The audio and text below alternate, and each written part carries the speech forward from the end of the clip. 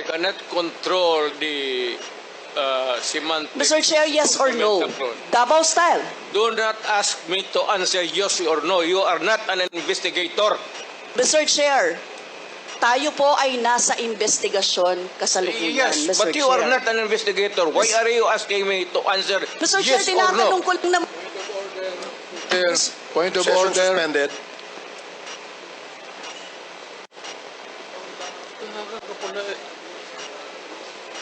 Point of order, Mr. Chair. Ano ka, police? Point of order, Mr. Chair. The session is suspended for the meantime, so please, let's take time to calm things down, okay? Para ho maayos ang ating hearing sa ngayon.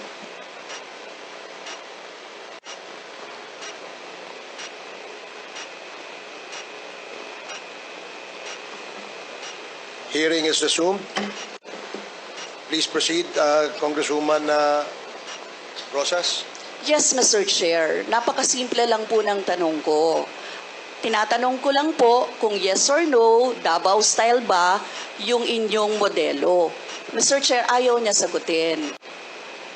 So, Mr. Chair, hindi ko maintindihan yon. I'm What is sorry. your personality, Your Honor?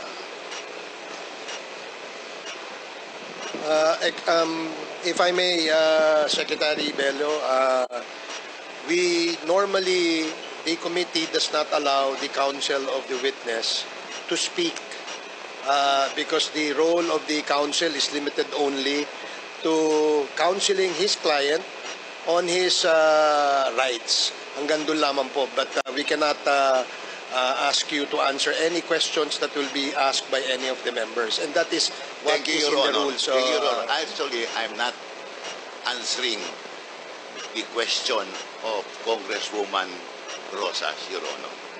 My point is, Your Honor, to allow the resource person to finish his answer. Okay, we will do that. Thank you, Attorney Bello. Thank you, Your Honor. Thank you. Congressman Brosas, maybe it is, perhaps the former president would like to elaborate on his answer. We may ask questions that is answerable by yes or no, and as much as possible, we would ask the resource person to say, to only answer yes or no. But if he wishes to elaborate, and as long as it is germane and related to the answer to your question, we will allow that. But Yes. we will make it very, very short. Yes, Mr. Chair. Pwede namang mag-expound, Mr. Chair. Ang tinatanong ko lang, sa particular question na yun, maaari naman siya sagutin ng yes or no. And then the explanation, Mr. Chair. Opo, opo. Mr. Do not control my answer, kung Your Honor. This is not an inquisition. It's a democratic process of investigation. Okay, thank you, Mr. President.